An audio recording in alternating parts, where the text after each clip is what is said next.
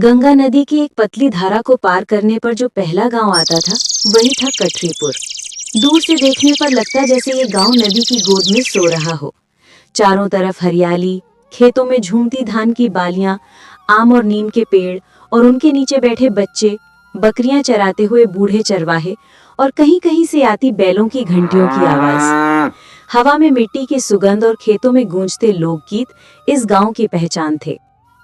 कठरीपुर बड़ा गांव नहीं था, पर आत्मा से समृद्ध था। यहाँ लोग एक दूसरे के दुख सुख में शामिल होते, पर कभी कभी वही लोग जल्दी अफवाहें फैलाने में भी पीछे नहीं रहते। गांव के केंद्र में एक बड़ा पीपल का पेड़ था, जिसकी छांव तले पंचायत बैठती थी। वहीं से पूरे गांव के फैसले निकलते थे। इसी गांव की एक कच्ची झोपड़ी में रहता था मोहन। उसका जीवन कठिनाइयों से शुरू हुआ था। बचपन में ही माता पिता का साया सिर से उठ गया था। बीमारी और गरीबी ने उसके परिवार को ऐसा झकझोड़ा कि मोहन अनाथ हो गया। उस छोटे बच्चे को देखने वाला कोई न था। वो कभी भूख से रोता, कभी नदी किनारे बैठा मिट्टी के ढेले से खेलता। गांव के लोग दया करते, कभी कोई रोटी दे देता, कभी कोई दूध का कटोरा। पर असली सहारा बना सहरामल। सहरामल गांव का सबसे बड़ा व्यापारी था। उसकी एक छोटी सी किराने की दुकान थी, पर धीरे धीरे उसने अनाज, तेल, मसाले, यहाँ तक कि कपड़े तक बेचने शुरू कर दिए। लोग कहते थे कि अगर किसी चीज की जरूरत हो तो पहले सहरामल की दुकान जाओ, वही मिल जाएगी। पर सहरामल सिर्फ व्यापारी ही नहीं था, वो गांव का मसीहा था। लोग अपने दुख लेकर उसके पास जाते, कभी कर्ज की परेशानी, कभी घर में दवा की कमी, कभी बेटी की शादी का झमेला। सहरामल हर किसी की मदद करने को तैयार रहता। मोहन को देखकर सहरामल का दिल पिघल गया। उसने कहा, बच्चे, तू मेरे साथ चल। भूखा रहेगा तो मैं रोटी दूंगा, पढ़ना चाहेगा तो किताब लाऊंगा। तेरा कोई नहीं है तो तू मेरा है। बस उसी दिन से मोहन को नया घर मिल गया। परवरिश और शिक्षा। सहरामल ने मोहन को स्कूल में दाखिला कराया। फटे कपड़ों में भी जब मोहन अक्षर जोड़ने की कोशिश करता तो उसकी आंखों में चमक आ जाती। गांव के मास्टर जी भी कहते, लड़का तेज है, बस मेहनत करने वाला है। मोहन ने धीरे धीरे पढ़ाई में अच्छा नाम कमाया। किताबों से ज्यादा उसे लोगों से सीखना पसंद था। वो दुकान पर बैठकर ग्राहकों से बातें करता, उनके सवालों का जवाब ढूंढता और हिसाब किताब संभालना सीखता। मोहन का स्वभाव सरल और ईमानदार था। उसका चेहरा हमेशा मुस्कुराता रहता। लोग कहते, अरे मोहन के हाथ में भगवान ने मेहनत का वरदान दिया है, देखो कैसे दिन रात काम करता है। इरा की वापसी। सहरामल की एक बेटी थी इरा। वो पढ़ाई के लिए शहर गई थी। वहां से उसने कॉलेज की पढ़ाई की और आधुनिक सोच लेकर लौटी। गांव में जब उसे देखते तो कहते, वाह, सहरामल की बेटियां तो अब शहरन बनी आई है। पर इरा का दिल गांव से जुड़ा था। उसने देखा कि गांव में शिक्षा और स्वास्थ्य की कमी सबसे बड़ी समस्या है। उसने ठान लिया कि वो गांव की लड़कियों को पढ़ाएगी और स्वास्थ्य के बारे में जागरूक करेगी। इरा और मोहन की दोस्ती यहीं से शुरू हुई। दोनों एक साथ बच्चों को पढ़ाने लगे, खेतों में घूमकर लोगों से बातें करने लगे। धीरे धीरे गांव वाले नोटिस करने लगे कि दोनों की नजदीकी बढ़ रही है। पर ये नजदीकी सिर्फ दोस्ती और सम्मान की थी। तेरे बना ये सहरामल को भी मोहन पर गर्व था। ऐसी कोई बात वो नहीं है अक्सर कहता, आपने तो मुझे घर तो दिया, मेरा खाने दायां को हाथ खाना है, दिया। तेरे बिना आप ये तो दुकान मेरे नहीं चल भगवान हैं। सकती।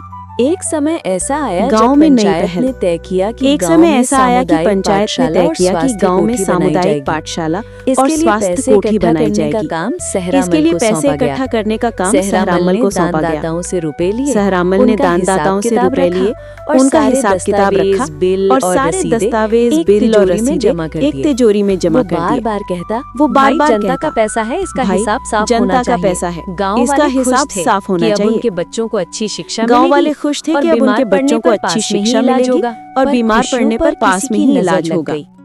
एक सुबह चोरी की ये घटना खबर फैली पर कि खुशियों पर किसी पंचायत की नजर लग तिजोरी से गई। बड़ी रकम एक सुबह गायब ये हो खबर गई है। फैली कि पंचायत की पहले तो तिजोरी किसी से को बड़ी यकीन रकम नहीं गायब हुआ। हो गई है। पर जब पहले तिजोरी तो किसी को खोली यकीन नहीं हुआ, तो सच पर जब सामने तिजोरी था। खोली गई तो सच पैसे सामने वाकई था। गायब थे। पैसे वाकई गायब थे। गांव में हलचल मच गई। लोग चौराहे पर जमा हो गए।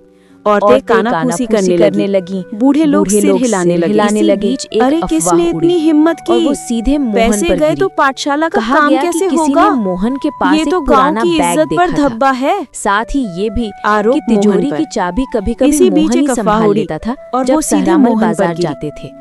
कहा गया ये कि बात किसी ने फैलाने मोहन के वाला पास और एक कोई पुराना नहीं, बैग देखा बल्कि था। विक्रम था। साथ ही ये भी कि विक्रम, तिजोरी की चाबी जलन कभी की कभी आग। मोहन ही संभाल लेता था विक्रम गांव जब का सहरामल नौजवान बाजार था। जाते थे। वो सहरामल के ये बात पुराने फैलाने सहकर्मी वाला का और कोई बेटा नहीं था। बल्कि विक्रम था। बचपन से ही उसे लगता था कि विक्रम, सहरामल उसे अपनाएंगे। जलन की आग। पर जब उसने देखा कि विक्रम गांव का सहरामल का नौजवान स्नेह था। मोहन पर वो ज्यादा है, सहरामल के तो पुराने उसके मन में सहकर्मी का जलन बेटा भर गई। था।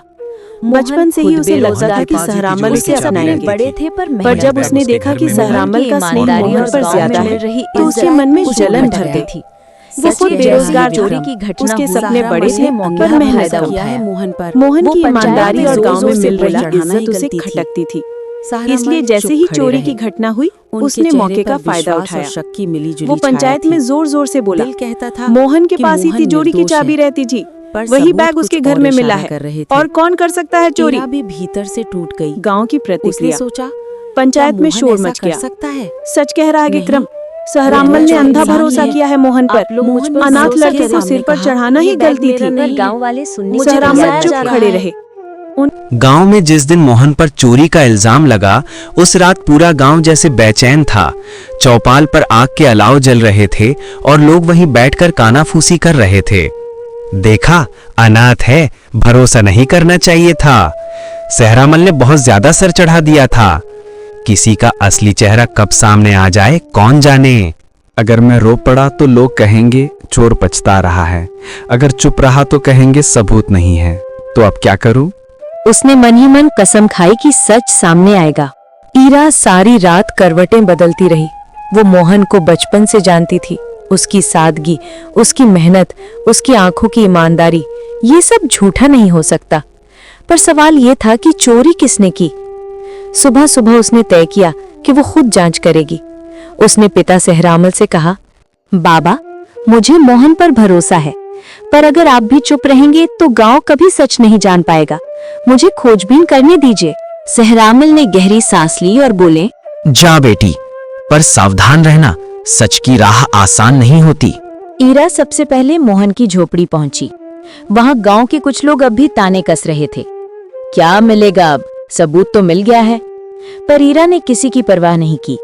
उसने उस पुराने बैग को उठाया जो पंचायत ने मोहन के खिलाफ सबूत के तौर पर रखा था। बैग में पुरानी रसीदें थीं और कुछ फटे हुए कागज। ध्यान से देखने पर उसे एक कागज का टुकड़ा मिला जिस पर मिट्टी के निशान थे और अधूरे अक्षरों में लिखा था, फिर उसे एक टैक्सी ड्राइवर मिला जिसने बताया, बीबी जी, कल रात मैंने एक आदमी को देखा था। वो गांव की तरफ से आया और मेरे पास बड़ी हड़बड़ी में पहुंचा।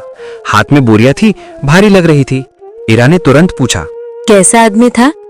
ड्राइवर ने माथे पर हाथ फेरते हुए कहा, चेहरा तो अंधेरे में साफ नहीं देखा, पर उसकी लाल रंग की पुरानी जैकेट पहचान में आई। और हाँ, उसके जूतों पर वही मिट्टी का दाग था जैसी आपके बैग पर दिख रही है। ईरा का दिल जोर से धड़कने लगा। उसने सोचा, लाल जैकेट तो विक्रम ही पहनता है। ईरा गांव लौटी और सीधे पिता के पास गई। उसने सारा हाल सुनाया और सबूत दिखाए। सहरामल ने गहरी नजर से बेटी की ओर देखा। तू सही कह रही है ईरा, ये मोहन का काम नहीं हो सकता। पर बिना सबूत पंचायत विक्रम पर उंगली नहीं उठा सकती थी। इसलिए सहरामल ने तय किया कि पंचायत की अगली बैठक में यह मुद्दा उठेगा। गांव वालों, मोहन पर चोरी का इल्जाम लगाया गया है, पर मेरी बेटी ईरा ने कुछ ऐसे सबूत ढूंढे हैं जिन्हें अनदेखा नहीं किया जा सकता। झूठ, सब झूठ। ये सब मोहन और सहरामल की साजिश है मुझे बदनाम करने की। पर जब पंचायत ने उससे उसकी लाल जैकेट और जूतों के बारे में पूछा तो उसका चेहरा उतर गया। सख्ती से पूछताछ करने पर विक्रम का धैर्य टूट गया। उसने गुस्से और जलन में आकर सच कबूल कर लिया। हाँ, मैंने ही पैसे चुराए। मुझे देखा नहीं जाता था कि एक अनाथ लड़का सहरामल का बेटा बने और मैं किनारे रह जाऊं। मैंने ही बैग मोहन की झोपड़ी में छुपाया ताकि लोग उसी को दोषी माने। गांव में सन्नाटा छा गया। लोग हैरान थे। हाथ थाम लिया और बोली, मोहन को बदनाम करने वालों को आज शर्म आनी चाहिए। पंचायत ने फैसला सुनाया कि विक्रम को पुलिस के हवाले किया जाएगा। साथ ही गांव में सामुदायिक सेवा करनी होगी ताकि वो समझ सके कि उसका क्रोध और ईर्ष्या किसी की जिंदगी बर्बाद कर सकता है। गांव वाले एक एक करके मोहन के पास आए और माफी मांगने लगे। मोहन, हमने तुझ पर शक किया, हमें माफ कर दे, तेरी इज्जत लौटाने में देर कर दी। मोहन मुस्कुराया, पर उसके दिल में गहरी चोट थी। उसने सोचा, भरोसा जितनी मुश्किल से बनता है उतनी ही आसानी से टूट भी जाता है।